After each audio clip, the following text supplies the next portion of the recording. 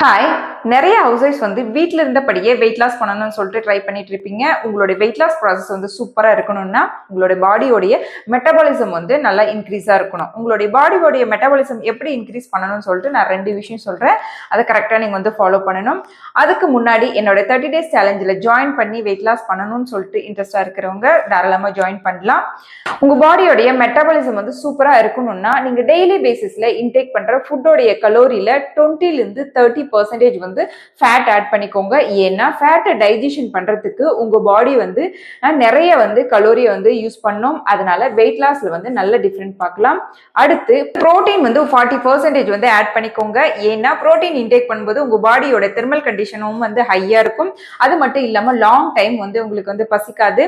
அது பர்ன் பண்றதுக்குமே உங்க பாடி வந்து ஹை கலோரி வந்து யூஸ் பண்ணும். அப்போ வெயிட் லாஸ் பண்ணும்போது உங்களுக்கு ரொம்பவே வந்து யூஸ்ஃபுல்லா இருக்கும். இந்த மாதிரி இன்ஃபர்மேஷன் பிடிச்சிருந்தா என்ன ஃபாலோ பண்ணிக்கோங்க. நெக்ஸ்ட் வீடியோவில் பார்க்கலாம். தேங்க்யூ.